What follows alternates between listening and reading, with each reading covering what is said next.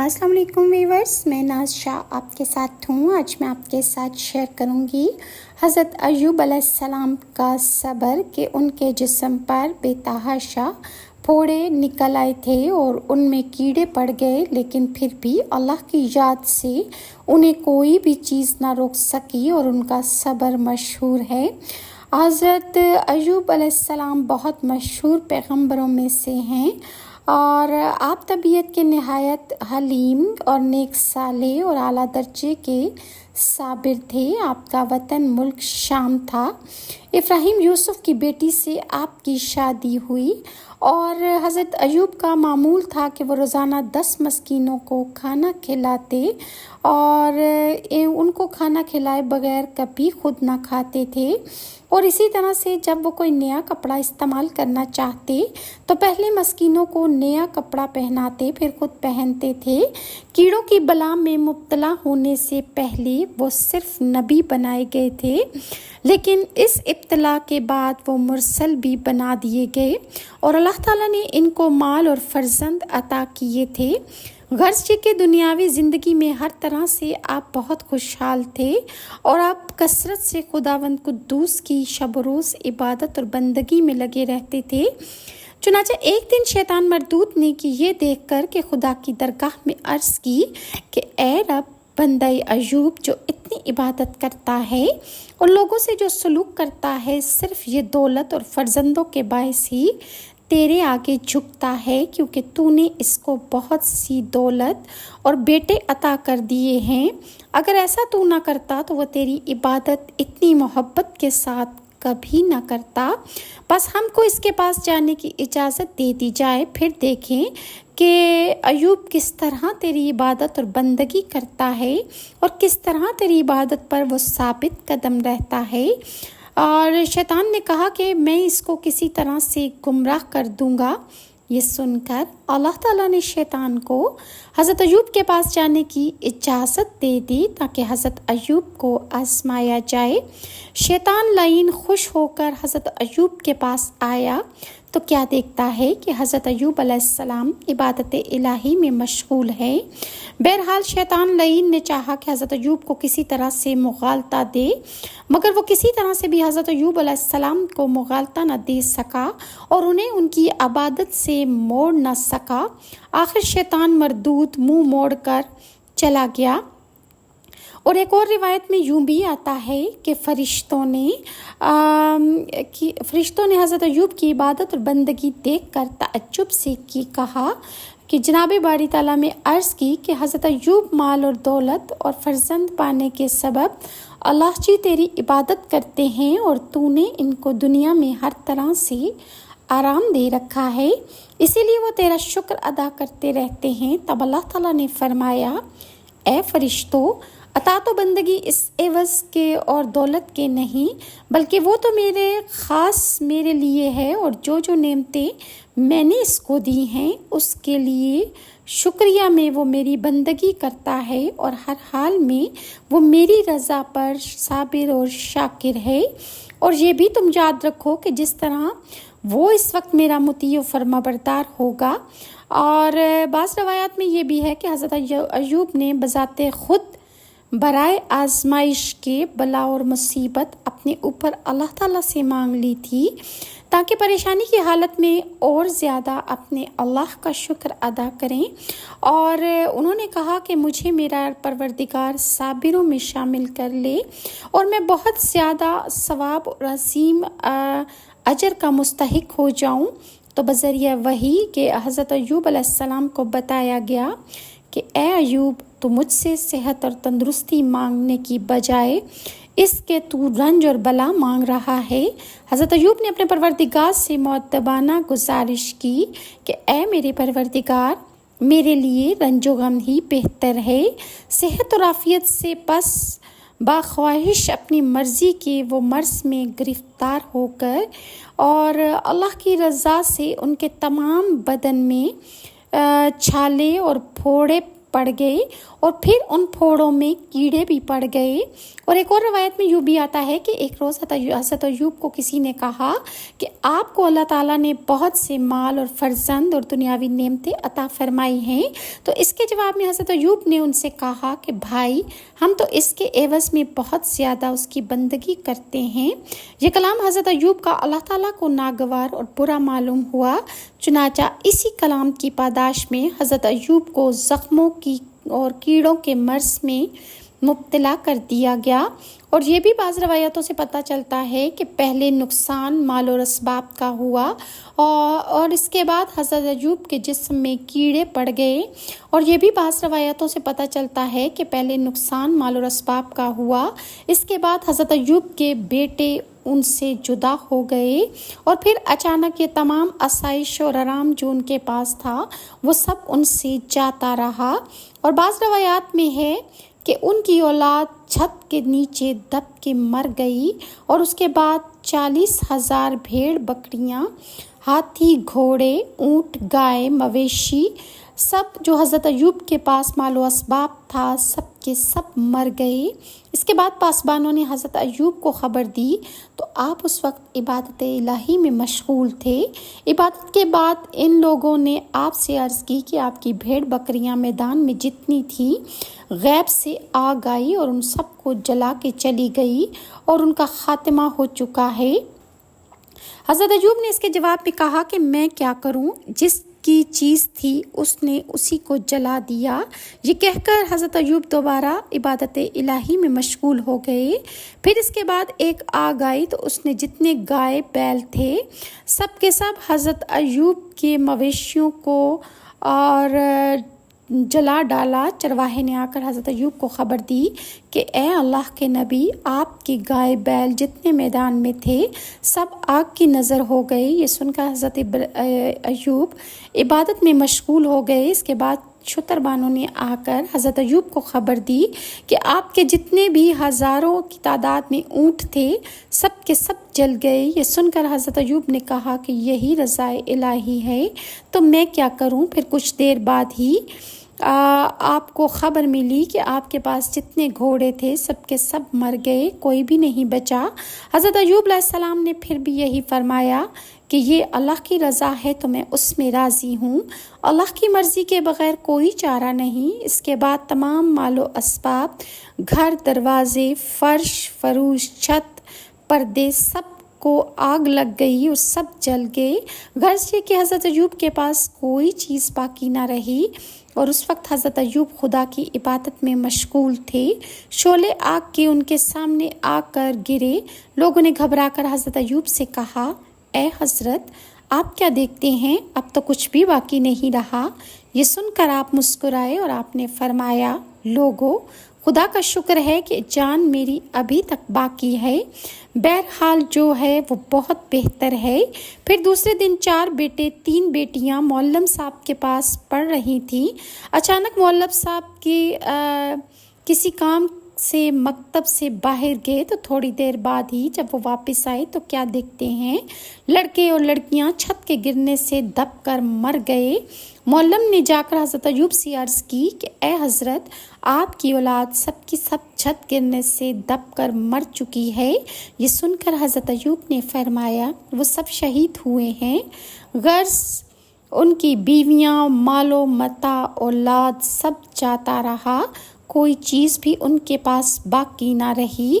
और अपनी बीवी को आप ये समझाते थे और ये कहते रहे कि सब्र कुशादगी की कुंजी है। फिर 1 हफ्ते के बाद हालत नमाज में ही इनके जिस्म में एक फफोला पड़ा और फिर इससे ज़ख्म पैदा हो गया और यहाँ तक कि तमाम बदन का गोश्त सड़ के कीड़े पड़ गए। और बावजूद इतनी सख्ती और तकलीफ़ और परेशानी के हज़रत अय्यूब फिर भी अल्लाह की इबादत और बंदगी में सुस्ती ना करते थे, बल्कि और ज़्यादा अल्लाह की इबादत में मसरूफ़ रहते।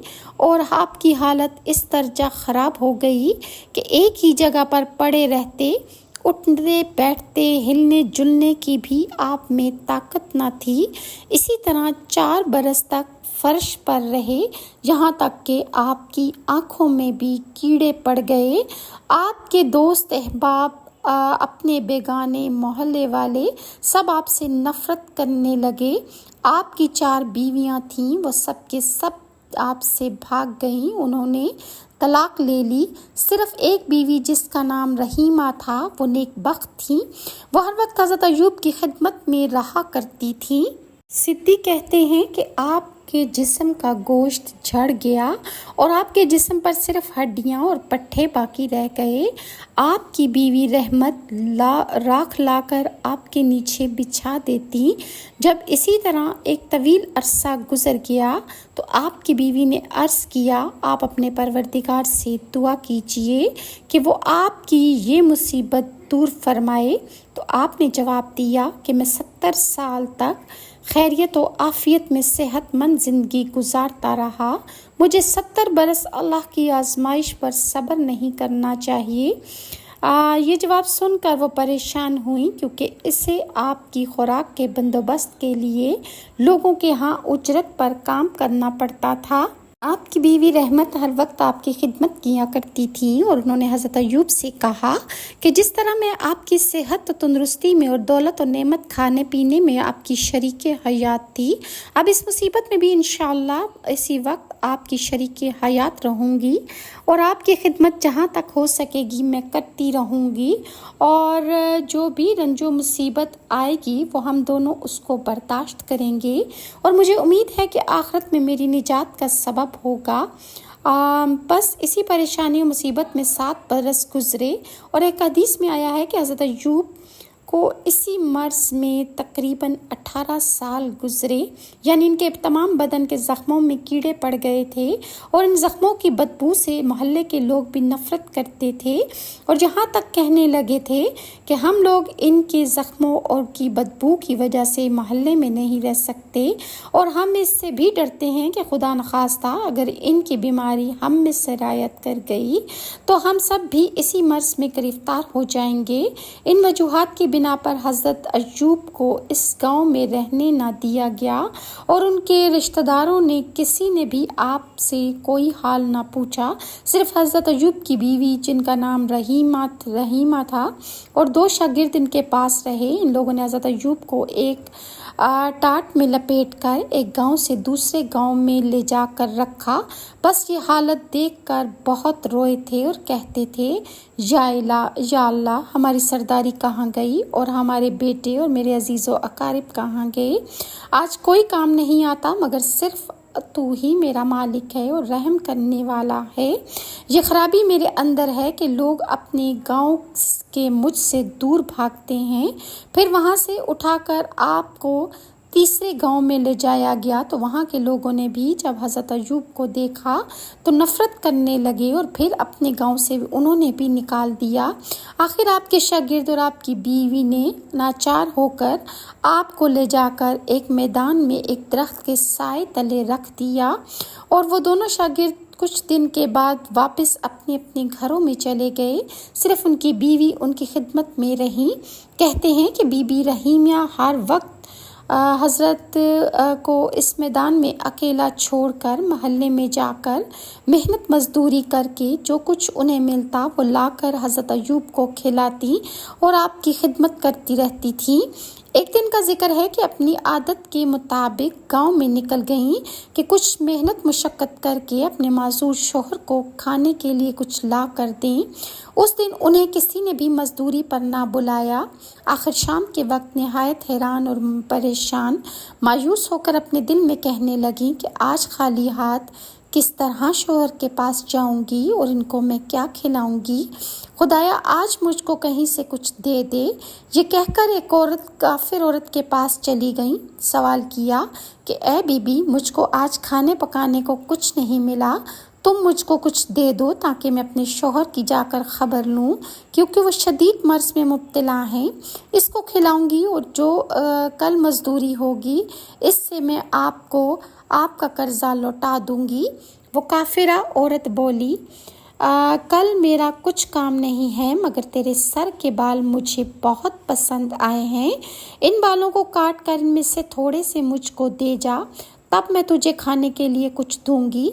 آپ کی بیوی رحیمہ یہ سن کر رو پڑی اور نہایت عاجزی اور انکساری سے کہنے لگی، اے بی بی، اس بات سے مجھ کو معاف رکھ، میرا شوہر بیمار ہے اور اس میں بالکل طاقت نہیں ہے، بجائے عصا کہ میرا شوہر میرے بالوں کو پکڑ کر نماز کے لیے اٹھتا بیٹھتا ہے، اور یہ میرے بال صرف اس لیے میرے شوہر کے کام آتے ہیں، لہٰذا تم میرے ان بالوں کو نہ کاٹو اور نہ مجھ سے لو۔ اس کافرہ عورت نے یہ بات نہ مانی اور بی بی رحیمہ نے ناچار ہو کر اپنے سر کے بال کاٹ کر اس کافرہ عورت کو دے دیے، اور پھر اس کافرہ عورت نے اسے اپنے شوہر کے واسطے کھانے کو لائیں۔